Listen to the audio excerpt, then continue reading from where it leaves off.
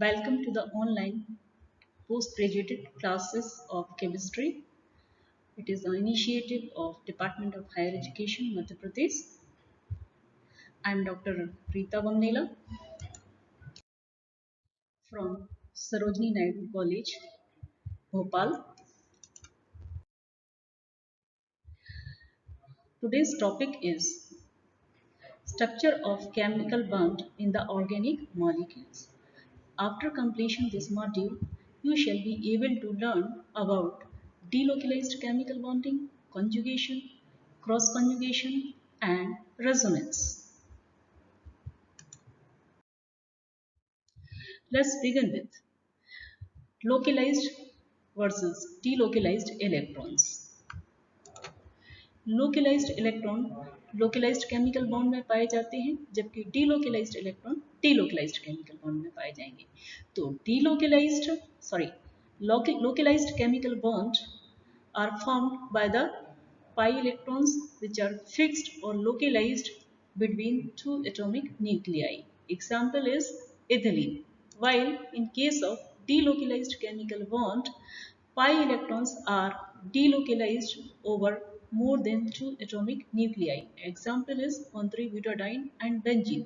अर्थात delocalized chemical bond में जो पाई इलेक्ट्रॉन्स हैं वो किन्हीं दो एटॉमिक न्यूक्लियाई के बीच फिक्स न रहकर पूरे मॉलिक्यूल पर या दो से अधिक एटॉमिक न्यूक्लियाई पर फैले रहते हैं, स्प्रेड रहते हैं।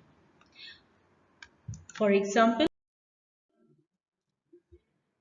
लोकलाइज्ड केमिकल बॉन्ड के लिए स्लाइड में आपको दो एग्जाम्पल दिए हैं, जिसमें से फर्स्ट है 1,4-डाइन एंड सेकेंड इज इथिलीन।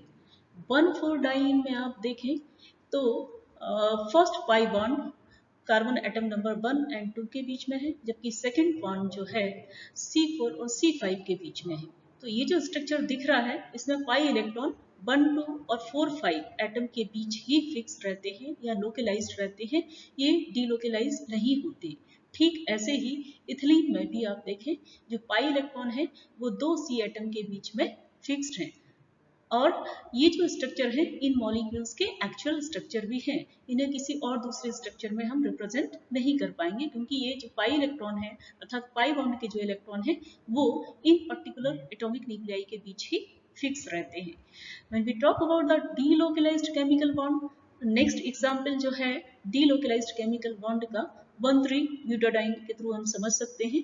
1,3-ब्यूटाडाइन में भी दो पाई बॉन्ड है जो कि कार्बन एटम नंबर 1 और 2 एंड कार्बन एटम नंबर 3 और 4 के बीच में आपको दिखाई दे रहे हैं, परंतु पूरे समय ये जो पाई इलेक्ट्रॉन है वो कार्बन एटम 1 और 2 और 3 और 4 के बीच में फिक्स न रहकर जो पाई इलेक्ट्रॉन है वो ऑल 4 कार्बन एटम के ऊपर फैल जाते हैं, स्प्रेड रहते हैं। जैसा कि आप यहाँ पर ऑर्बिटल पिक्चर डायग्राम में देख सकते हैं, 1,3-ब्यूटाडाइन का जो ऑर्बिटल पिक्चर डायग्राम है ब्लू कलर से यहाँ पर शो किया गया है, और पाई इलेक्ट्रॉन्स को डॉटेड लाइन से शो किया गया है, जो कि पी ऑर्बिटल के बीच में आप देख रहे हैं ओवरलैप्ड है और चारों पी ऑर्बिटल पर जो है फैले हुए हैं। ब्यूटाडाइन में इन पाई इलेक्ट्रॉन्स का डीलोकलाइजेशन किस प्रकार से होता है, इस स्लाइड के थ्रू आप देख सकते हैं। इसमें ब्यूटाडाइन में इलेक्ट्रॉन्स का जो मूवमेंट है वो 4 स्ट्रक्चर के थ्रू शो किया गया है। आप स्ट्रक्चर फर्स्ट में देखें तो पाई इलेक्ट्रॉन्स जो एटम 1 और 2 के बीच में है, कार्बन एटम 1 और 2 के बीच में है, वो मूव कर रहे हैं 2 और 3 के बीच में, और जो 3 और 4 के बीच में है वो कार्बन एटम 4 की ओर मूव कर रहे हैं। तो हमें स्ट्रक्चर सेकंड मिलता है, और ठीक इसी प्रकार से जब मूवमेंट होता है तो स्ट्रक्चर थर्ड मिलता है, and then finally we got the structure fourth. जो फोर्थ स्ट्रक्चर है it is the resonance hybrid of one three butadiene. इसमें आप देखें कि जो पाई इलेक्ट्रॉन्स हैं वो चारों कार्बन एटम के ऊपर अर्थात होल मॉलिक्यूल के ऊपर फैले हुए हैं, और इस प्रकार के पाई इलेक्ट्रॉन के डीलोकलाइजेशन के कारण ये मॉलिक्यूल जो है वो स्टेबिलिटी गेन करता है, अर्थात मोर स्टेबल हो जाता है as compare to the non conjugated system.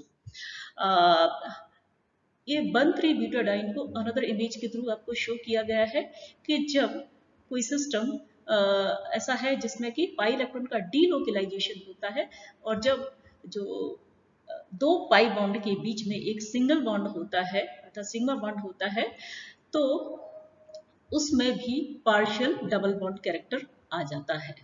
और इस क्योंकि ये जो C2 और C3 के जो p ऑर्बिटल है वो आपस में उनमें small amount of overlapping possible होती है, और इस ओवरलैपिंग के कारण जो पाई इलेक्ट्रॉन है C1 से C4 तक मूव करते रहते हैं।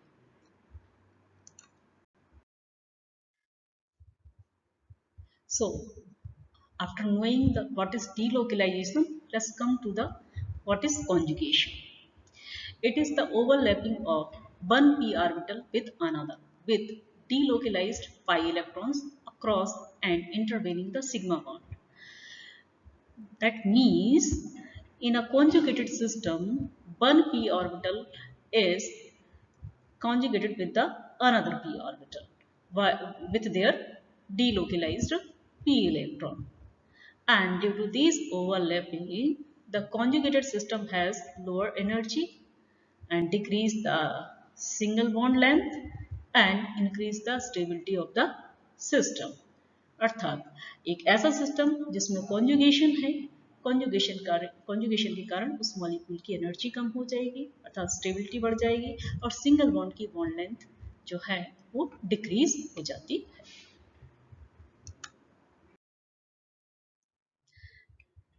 This is the example. We can compare conjugated system with the non-conjugated system. Here you can see in conjugation, all the 4 atoms of 1,3-butadiene are sp2 hybridized and coplanar to each other. That's why it is more stable as compared to the non-conjugated system. In this non-conjugated system, you can see here double bond present between carbon 1 and 2 and carbon 4 and 5. But between these two pi bonds, there is a carbon, that is carbon 3, and this carbon is sp3 hybridized carbon atom. And due to this sp3 hybridized carbon atom, all the p orbital having these pi electrons could not be overlapped to each other, and due to this restricted overlapping, this system is not called conjugated system.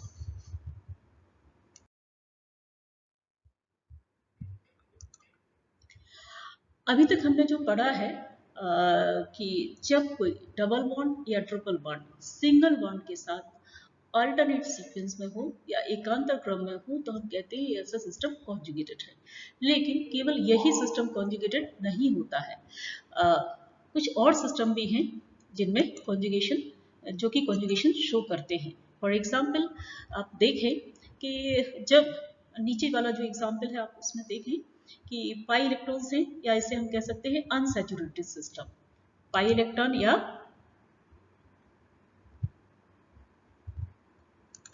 Pi electron है या unsaturated system है। ये जो pi electron system है इसके adjacent p orbital, इसका जो adjacent p orbital है यदि यह इसके साथ में कॉन्जुगेटेड है, लेकिन इस अनसैचुरेटेड सिस्टम को इस p ऑर्बिटल के साथ में कॉन्जुगेशन के लिए क्या कंडीशन जो है होना चाहिए, तो ये p ऑर्बिटल इधर it has a positive charge और नेगेटिव चार्ज और लोन पेयर ऑफ इलेक्ट्रॉन और फ्री रेडिकल। अर्थात जब पाई इलेक्ट्रॉन कॉन्जुगेटेड होते हैं ऐसे p ऑर्बिटल के साथ जिसमें पॉजिटिव चार्ज हो, नेगेटिव चार्ज हो या लोन पेयर ऑफ इलेक्ट्रॉन हो या फ्री रेडिकल हो, तब भी वो सिस्टम कॉन्जुगेटेड माना जाएगा। तो इनके एग्जाम्पल हम लोग देखते हैं। फर्स्ट वन आप एग्जाम्पल देखें तो pi system is conjugated with pi. Next system में pi system is conjugated with positive charge, and third system में pi system is conjugated with lone pair of electron. In next one pi system is conjugated with free radical, and in the next positive charge is conjugated with lone pair of electron, and the last one lone pair of electron is conjugated with the d orbital of chlorine atom. Okay, so and the next is types of conjugation. Conjugations are 3 types. Normal conjugation जो कि आप 1,3-ब्यूटाडाइन में देख चुके हैं, and the next one is extended conjugation. अभी extended conjugation क्या है? जब बहुत सारे पाई बॉन्ड्स जो कि कॉन्जुगेशन में है वो लीनियरली एक दूसरे के साथ में कॉन्जुगेटेड हो। लीनियरली मतलब उसमें कोई ब्रांच ना हो, वो लीनियरली एक दूसरे के साथ में कॉन्जुगेटेड है, तो हम उससे कह सकते हैं कि ये एक्सटेंडेड कॉन्जुगेटेड सिस्टम का एग्जाम्पल है। फॉर एग्जाम्पल आप स्लाइड में देख रहे हैं विटामिन ए या रेटिनॉल, जिसमें 5 डबल बॉन्ड जो हैं एक दूसरे के साथ लीनियरली कॉन्जुगेटेड हैं। And the third one is cross conjugation, जिसको हम इसके बाद में next topic as a next topic पढ़ेंगे। Now the consequence of conjugation, जैसा कि पहले भी बताया है कि अगर कोई सिस्टम कॉन्जुगेटेड है तो उसकी एनर्जी कम हो जाती है और स्टेबिलिटी इंक्रीज हो जाती है। तो ये जो एनर्जी कम होती है वो कौन सी एनर्जी है? It is the energy between the ground state and excited state. तो जब किसी मॉलिक्यूल को हम एनर्जी देते हैं तो इलेक्ट्रॉन्स ग्राउंड स्टेट से एक्साइटेड स्टेट में चले जाते हैं, और जो एनर्जी हम इनको प्रोड्यूस करते हैं एक्साइटेशन के लिए, वो energy, the amount of energy should be equal to the difference between the energy of the ground state and excited state. Okay, लेकिन जब सिस्टम में कॉन्जुगेशन आ जाता है तो हम देखते हैं कि एनर्जी गैप जो है वो धीरे धीरे कम होता जाता है। आप देखें एग्जाम्पल में इथिलीन का गैप, एनर्जी गैप ज्यादा है, देन नेक्स्ट हम ब्यूटाडाइन में गए, कॉन्जुगेशन हो गया, एनर्जी गैप कम हो गया, एंड देन जब हम एक्स्ट्राटाइन में जा रहे हैं तो वहां 3 डबल बॉन्ड जो है वो एक दूसरे के साथ में कॉन्जुगेशन में एनर्जी गैप और कम होता है। तो this is the consequence of conjugation, जिसके कारण एनर्जी गैप कम हो जाता है, और एनर्जी गैप कम होता है, नेक्स्ट स्टेबिलिटी जो है वो इंक्रीज हो जाती है, एंड बॉन्ड लेंथ जो है वो डिक्रीज हो जाएगी, सिंगल बॉन्ड की बॉन्ड लेंथ डिक्रीज हो जाएगी। एंड एनर्जी गैप किस तरह से कम होता है, ये दूसरे तरीके से रिप्रेजेंट किया है इथिलीन और 1,3-ब्यूटाडाइन के बीच में कि जब कॉन्जुगेशन होता है तो होमो और लिमो के बीच की जो एनर्जी है, एनर्जी गैप है, वो कॉन्जुगेशन के कारण कम हो जाता है, as you can see in the slide. अभी हमने देखा कि कॉन्जुगेशन के कारण एनर्जी गैप कम होता है, स्टेबिलिटी इंक्रीज होती है, एंड सिंगल बॉन्ड की बॉन्ड लेंथ कम होती है। इसके अलावा स्पेक्ट्रल प्रॉपर्टीज भी चेंज होती हैं। आप एग्जाम्पल देख रहे हैं डाइफिनाइल पॉलीन्स, है ना, इसमें 2 बेंजीन रिंग, एक सेंट्रल जो डबल बॉन्ड है उसके थ्रू कॉन्जुगेटेड है। अगर इस सेंट्रल डबल बॉन्ड की संख्या बढ़ती है कॉन्जुगेशन में तो स्पेक्ट्रल प्रॉपर्टीज किस तरह से चेंज होती है, आप स्लाइड में देख पा रहे हैं कि अगर डबल बॉन्ड की संख्या एक ही है तो कंपाउंड जो है यूवी रीजन में स्पेक्ट्रा देगा, लेकिन जब डबल बॉन्ड की कॉन्जुगेशन में संख्या बढ़ रही है, जैसे कि n = 2 to 4 हो, तो वो जो कंपाउंड है वह यूवी रीजन की बजाय विजिबल रीजन में स्पेक्ट्रा देगा। ठीक इसी प्रकार when n = 5 देन इसका कलर जो है ऑरेंज हो जाएगा, n = 8 तो इसका कलर रेड हो जाता है। आप देख रहे हैं कि as the conjugation increases the intensity of the color is also increases. So this is also one of the consequence of conjugation. And the next is cross conjugation. This is a special type of conjugation. ये term आपके लिए नया भी हो सकता है. So in this type of conjugation, in a molecule where out of 3 set of pi bonds, only 2 interact with each other by conjugation, while the third one is excluded from the interaction. अर्थात आप यहाँ example में देखें, there are 3 double bond A, B and C, जिनको blue colour से show किया गया है और ABC के थ्रू इंडिकेट किया गया है। इन 3 सेट ऑफ पाई बॉन्ड में से all 3 are not interacting to each other, और can say all 3 are not conjugated with each other. It means once in a time A is interact with C, या कह सकते हैं A is conjugated with C, या फिर C is conjugated with B, while A and B not directly conjugated with each other. इसको हम इस तरह से समझ सकते हैं कि सपोज एक तिराहा है, सो C is the single road, है ना, एंड ए रोड भी है, बी रोड भी है, तो ए एंड बी रोड दोनों में कार है जिनको दोनों को सी रोड पर जाना है, और वो जो सी रोड है उससे एक ही कार जा सकती है। तो अब उसको सी रोड पर जाना है, तिराहे पर जाना है, तो एक बार में या तो ए जा सकेगी या फिर बी जा सकेगी। अगर दोनों एक साथ जाएंगी तो वो दोनों एक दूसरे को क्रॉस करेंगी और एक्सीडेंट भी पॉसिबल है। एक्सीडेंट पॉसिबल है, दैट मीन्स इलेक्ट्रॉन्स का डीलोकलाइजेशन या speed of delocalization of electron will inhibit by the cross conjugated system. So this conjugated system is less effective as compared to the normal or extended conjugation system. अर्थात हम ऐसे कोई दो system लेते हैं जिसमें एक में सिंपल कॉन्जुगेशन है और दूसरे में क्रॉस कॉन्जुगेशन है, तो जो सिंपल कॉन्जुगेशन वाला है that will be more stable, while the जो क्रॉस कॉन्जुगेटेड वन है it will be less. Okay, इसको हम इस प्रकार से एग्जाम्पल के थ्रू भी समझ सकते हैं। आप ये देखिए बेंजामाइड का एग्जाम्पल है, तो इस बेंजामाइड के एग्जाम्पल में आप देखें when pi electrons of CO bond move towards the oxygen atom, then this C will get a positive charge. अब देखिए यहाँ पर जब आफ्टर द मूवमेंट इस कार्बन पर एक पॉजिटिव चार्ज आता है। इस पॉजिटिव चार्ज को अकोमोडेट करने के लिए दो तरफ से इलेक्ट्रॉन आ रहे हैं, ये अमाइनो ग्रुप के लोन पेयर ऑफ इलेक्ट्रॉन या फिर जो है बेंजीन के पाई इलेक्ट्रॉन जिसको ए से शो किया गया है। तो अगर कोई किसी भी वन साइड से इलेक्ट्रॉन वहां पर जाएंगे तो जो पॉजिटिव चार्ज है वो जो है अकोमोडेट हो जाएगा। अगर A electron move towards this positive charge, then B could not be moved. Or if B are moving towards this positive charge, then A will not be moved. So here both A and B crossing to each other, that means inhibit the delocalization and decrease the resonance, and that's why it is less effective. Okay.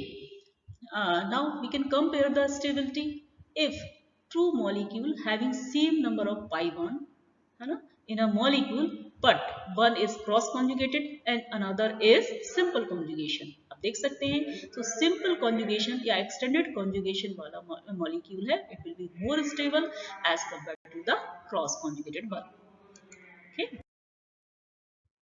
These are the another example of cross conjugated system. आप यहाँ देख सकते हैं, ये benzene system है A and another benzene system is B and both are cross conjugated with the C1. Another example is divinyl ketone and quinone. In quinone आप देखें ये upper half structure अगर हम देखते हैं, दो CO bond, this CO bond and this double bond and this carbonyl group, all are conjugated to each other, but this fourth one is excluded. अगर ये तीनों conjugated है, तो अगर ये यहाँ से इसके साथ में conjugated है, this one system यहाँ से conjugated होगा तो ये exclude हो जाएगा। ओके, ये exclude हो जाएगा। So these are the example of cross conjugated system.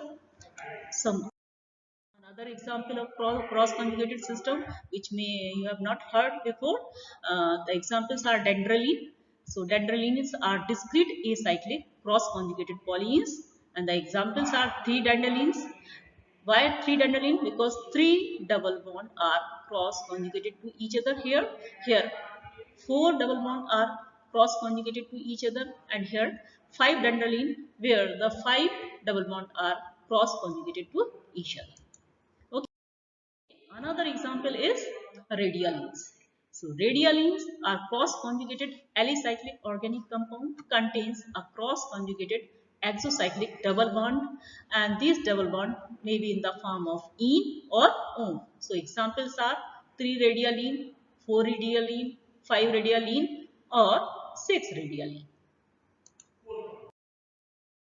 And the next topic is resonance. Hope you understand about the conjugation, and now we will start a resonance. Resonance is the phenomena of was put forward by Heisenberg to explain the properties of such covalent molecules that could not be represented by single Lewis dot structure. अर्थात ऐसे कुछ organic compound ऐसे होते हैं, कुछ organic molecule ऐसे होते हैं जिनकी सारी प्रॉपर्टीज को एक सिंगल लीविस डॉट स्ट्रक्चर के थ्रू रिप्रेजेंट नहीं किया जा सकता है, वो हाफ प्रॉपर्टी ही शो कर रहे होते हैं, तो उन्हें मोर देन वन स्ट्रक्चर के थ्रू हम रिप्रेजेंट करते हैं। और when we represent more than one structure, then this phenomenon is called resonance to explain the all property of the compound. For example, format ion, इस format ion की property एक structure के through explain नहीं कर पा रहे हैं, तो इनको हमने दो स्ट्रक्चर के थ्रू रिप्रेजेंट किया है, structure A and structure B, and these two structure of formate ion A and B are resonating structure, canonical structure या कॉन्ट्रीब्यूटिंग स्ट्रक्चर, हम इनमें से कुछ भी कह सकते हैं। But these two A and B structures are not the real structure of formate ion. That means these are the contributing structure. Real structure will be the hybrid of A and B structure. Real structure इन दोनों क्या hybrid structure होगा। Here you can see the hybrid of the formate ion, and this is called resonance hybrid of the formate ion, and this is the real structure of the formate ion. And इस structure की जो energy है वो जो दूसरे previous structure हमने देखे थे resonating structure, उनकी energy से इसकी energy कम रहेगी, और यह structure उन resonating contributing structure के comparison में ज़्यादा stable रहेगी। Now, again, what is resonating structure? It is simply the alternative Lewis structure for a given molecule or ion. Actual molecule is to be energetically more stable than could be expected any of these resonating structure, and this difference is measured in terms of resonance energy. अर्थात एक molecule की सारी property को show करने के लिए मोर than one resonating structure लिखे जा सकते हैं, लेकिन इन रेजोनेटिंग स्ट्रक्चर की जो एनर्जी है वो जो एक्चुअल स्ट्रक्चर होगा, जिसे कि हम रेजोनेंस हाइब्रिड के नाम से जानते हैं, उसकी एनर्जी से इन रेजोनेटिंग स्ट्रक्चर की एनर्जी अधिक होगी, और जो रेजोनेंस हाइब्रिड है जो कि एक्चुअल स्ट्रक्चर है मॉलिक्यूल का, उसकी एनर्जी कम होगी, और इन दोनों का जो एनर्जी डिफरेंस है that is called resonance energy. So this is the energy, resonance energy is the energy difference between the more stable resonating contributing structure and the resonance hybrid structure of the molecule or ion. Now what is resonance energy? It is the measure of extra stability of a compound and gains due to delocalized of electrons. For example, how can we measure it? See, if we take the example of cyclohexene, so hydrogenation energy of cyclohexene, if we calculate, it comes experimentally, it comes minus 28.6 kilocalorie per mole. So on the basis of this energy, if we thought hypothetical structure, अगर हम देखें कि hypothetical structure of hexatriene, अभी हमें नहीं पता कि इसमें रेजोनेंस होता है या नहीं, so same as in the previous experiment हमने इसके 3 बॉन्ड लिए और तीनों का हाइड्रोजनेशन किया। So on the basis of above energy, here the energy should be, जो कि हमने कैलकुलेट की, that should be minus 85.8 kilo calorie पर मोल। कैलकुलेट करने पर यही होना चाहिए, यही आती है, और एक्सपेरिमेंटली भी यही आना चाहिए। परंतु जब इसी साइक्लोहेक्साट्राइन को लेकर जब हमने एक्चुअली एक्सपेरिमेंट किया, so it's energy actually found that minus 49.8 kilo calorie पर मोल एक्सपेरिमेंटली। इट मीन्स जो बेंजीन है इसमें रेजोनेंस पाया जाता है, और रेजोनेंस पाए जाने के कारण इनमें इलेक्ट्रॉन्स का डीलोकलाइजेशन होता है, और इस डीलोकलाइजेशन के कारण जो मॉलिक्यूल है, एक्चुअल मॉलिक्यूल है, उसकी एनर्जी जो कैलकुलेटेड एनर्जी है उससे कम आती है, और ये जो गैप है, this gap is called energy gap is called resonance energy. इसको हम इस प्रकार से कैलकुलेट भी कर सकते हैं। यहाँ पर देखें हेक्साट्राइन, जिसमें हमने माना कि रेजोनेंस नहीं है, सो उसकी जो कैलकुलेटेड एनर्जी है दैट इज -85.8 किलो कैलोरी पर मोल। किंतु एक्चुअली जब हमने बेंजीन का एक्सपेरिमेंट किया तो उसमें जो एनर्जी इवॉल्व हुई that is -49.8। So energy difference between the calculated and experiment one, this is 36 kilocalorie per mole and this energy is called resonance energy of benzene। या हम कह सकते हैं कि बेंजीन मॉलिक्यूल का जो मोस्ट कॉन्ट्रीब्यूटिंग स्ट्रक्चर है वो, और बेंजीन का जो रेजोनेंस हाइब्रिड है यानी कि एक्चुअल स्ट्रक्चर है वो एक दूसरे से 36 किलो कैलोरी पर मोल एनर्जी के द्वारा स्टेबल हो गया है।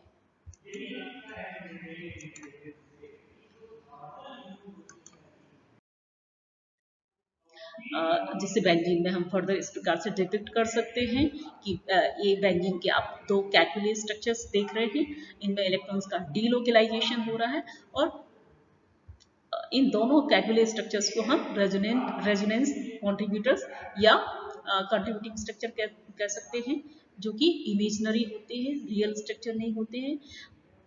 But the real structure of the benzene is resonance hybrid, जो कि आप यहाँ पर देख रहे हैं। इसमें 5 इलेक्ट्रॉन को जो है डॉटेड लाइन से शो किया है, which are continuously delocalizing from one carbon to another carbon. So here we can say benzene molecule has resonance, and due to this resonance it is more stable than any of their contributing structure. Now resonance, what about the resonance? अभी हमें और resonance के बारे में और क्या जानना जरूरी है। सो रेजोनेंस किसी भी मॉलिक्यूल का सिग्निफिकेंट फीचर है और इस रेजोनेंस के कारण मॉलिक्यूल का structure, chemical reaction and physical properties सब में चेंज आता है। अर्थात resonance influence the structure and chemical reaction and physical properties of the molecule. In order to understand resonance, one must be able to draw the resonating structure. यदि आपको resonance समझना है, then you should know about how to write the resonating structure of a molecule. Okay, and what would be the characteristics of resonance hybrid and most contributing structures. Okay, so first we have to study or we should know about the requirement for resonance. Resonance के लिए क्या requirement होना जरूरी है? So one by one हम लोग इसको देख लेते हैं। Molecules that are composed of sp और sp2 hybridized, माने मॉलिक्यूल जिसके लिए हम रेजोनेटिंग स्ट्रक्चर लिख रहे हैं वो मॉलिक्यूल है, उसमें sp और sp2 हाइब्रिडाइज्ड ऑर्बिटल ही होना चाहिए। No sp3 hybridized orbital should be present in the molecule. Second thing, coplanarity is effective for coplanarity should be needed for effective overlapping. अगर मॉलिक्यूल में जो एटम है, चाहे वो sp हाइब्रिड हो या sp2 हाइब्रिड, अगर उसमें कोप्लेनिटी नहीं रहेगी तो इफेक्टिव ओवरलैपिंग नहीं हो पाएगी। इफेक्टिव ओवरलैपिंग नहीं होगी तो डीलोकलाइजेशन पॉसिबल नहीं होगा एंड रेजोनेंस फिर नहीं होगा या रेजोनेंस डिक्रीज हो जाएगा। Okay, so next is the movement of electron between the adjacent atom. जो इलेक्ट्रॉन्स का मूवमेंट जब हम रेजोनेटिंग स्ट्रक्चर लिख रहे हैं उस समय ये रिक्वायरमेंट्स ध्यान रखनी होती है कि इलेक्ट्रॉन्स क्या होगा, इलेक्ट्रॉन्स का जो मूवमेंट है बिटवीन द एडजेसेंट एटम होगा। And the next types of electron moves, they will be lone pair of electron या नेगेटिव चार्ज इलेक्ट्रॉन और free radical electron. Another thing, electron reside on the donor atom. कौन से electron move करते हैं? जो electron donor atom पर reside करते हैं और एडजेसेंट एक्सेप्टर एटम जो कि डोनर एटम के साथ में एडजेसेंट है उसकी ओर मूव करते हैं। अर्थात डोनर एटम और acceptor atom both should be adjacent to each other and electron movement will be towards from the donor atom to acceptor atom, and acceptor atom must have an open octet। अर्थात acceptor atom का octet जो है वो complete नहीं होना चाहिए। The next is resonating structure are imaginary, they can't prepare in the laboratory. Resonance hybrid is real structure having equal bond length, and resonance hybrid has lower energy and greater stability. and some another rules. Position of atomic nuclei while writing the resonating structure. जब हम resonating structure लिख रहे हैं उस समय हमें ये चीजें ध्यान में रखना है कि position of atomic nuclei must be the same. Only delocalization किसका करना है, electrons का. Atomic nuclei की position इसमें change नहीं होगी. Total charge must be constant. Charge can be moved according to the shifting of electrons, but total charge must be constant. And the next is must have the same number of unpaired electrons. एक resonating structure से जब दूसरे resonating structure में जाते हैं तब उसमें number of unpaired electrons की संख्या भी सिमिलर होनी चाहिए. And structure with more number of covalent bond will be more stable and non-polar structure of the formic माने अगर हम मान के चलते हैं that means structure with more number of covalent bond is more stable. That means non-polar structure of any molecule. For example, formic acid is more stable. Here you can see the example of formic acid. First structure में आप देखेंगे कोई charge नहीं है, जबकि second structure में जो है वो पोलर स्ट्रक्चर है, उसमें चार्ज अपीयर हो रहे हैं. तो first one structure will be more stable as compare to the second one. While writing the resonating structure, there should be keep this thing in mind. Octet violation should not be at any atom. मतलब octet violation नहीं होना चाहिए. Octet अगर electron कहाँ से कहाँ जाएंगे, जिसका इलेक्ट्रॉन जिसका ऑक्टेट कंप्लीट नहीं है, इलेक्ट्रॉन उस एटम की ओर मूव करेंगे. Charge is delocalized, then more stable, then the charge is separated. More stable आप देखें, first structure is more stable क्योंकि इसमें चार्ज का डिलोकलाइजेशन हो रहा है, जबकि सेकंड स्ट्रक्चर देखेंगे इसमें charge is separated, so it will be less stable as compare to the first. अब हमें ये ध्यान देना होता है कि एक मॉलिक्यूल के कई पॉसिबल रेजोनेटिंग स्ट्रक्चर हो सकते हैं, किंतु उनमें से विच वन मोर कंट्रीब्यूटिंग और which one more stable resonating contributor या structure. To find this, we have to follow these rule with sequence.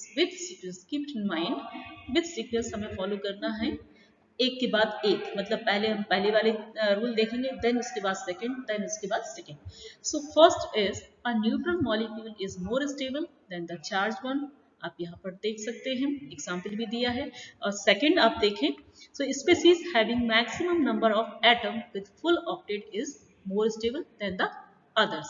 Example देखें आप, स्ट्रक्चर ए एंड बी, दोनों में से B is more stable. Why B is more stable? Both structure have a charge. A structure में देखें तो आप carbon atom पर पॉजिटिव चार्ज है, जबकि बी स्ट्रक्चर में ऑक्सीजन एटम पर पॉजिटिव चार्ज है.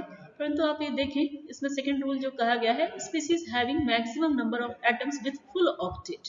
तो आप इसमें देखें ऑक्सीजन का ऑक्टेट कंप्लीट है, परंतु कार्बन का ऑक्टेट कंप्लीट नहीं है, इनकम्प्लीट है. While in case of structure B, carbon का ऑक्टेट भी कंप्लीट है एंड ऑक्सीजन का ऑक्टेट भी कंप्लीट है, although it has a positive charge. That's why it is more stable structure. Okay, and the third rule is the electronegative atom have negative charge is more stable than a positive charge over them. Same in turn of electropositive atoms, but this is not looked as the primary condition. Sequence has to be followed. For example, here are two structures C and D. आप C में देखें तो carbon atom has a negative charge, while the structure D, oxygen atom has negative charge. But यहाँ पर आप देखें D is more stable having negative charge on oxygen atom. So यहाँ पर ये वाला रूल फॉलो हुआ है, थर्ड वन, कि इलेक्ट्रोनेगेटिव एटम पर ही नेगेटिव चार्ज है और जो लेस इलेक्ट्रोनेगेटिव एटम है उस पर जो है नेगेटिव चार्ज होने के कारण it will be less stable as compare to D. Now we can search here which one is or we can see the stability sequence of these resonating structure. Here is formic acid, and whole structure of formic acids are shown here, structure 1, 2, 3 and 4. अब हमें sequence पता करना है. सो यहाँ पर आप देखिए नीचे sequence is given. First structure, क्योंकि इस पर कोई भी फॉर्मल चार्ज नहीं है, so first structure is more stable, then after fourth, then after second and last one is third. Why? तो वो जो रूल आपको बताए हैं कि जो सीक्वेंसली फॉलो करना है to find out the more stable resonating structure, वो रूल यहाँ हमें फॉलो करना पड़ेंगे. तो फर्स्ट रूल आपका ये कहता है कि मॉलिक्यूल में कोई चार्ज नहीं होना चाहिए, यानी neutral molecule will be more stable. So first is more stable, then after second, then after fourth one. Why fourth one is more stable? You can see negative charge on the oxygen atom, although in another oxygen positive charge also on the oxygen atom. But you can see here, although it has a positive charge, but also have complete octets. So all the atomic nuclei, this C, this O, and this O, this C, and this O, all has complete octet. So this one get position second. Now come to the second one.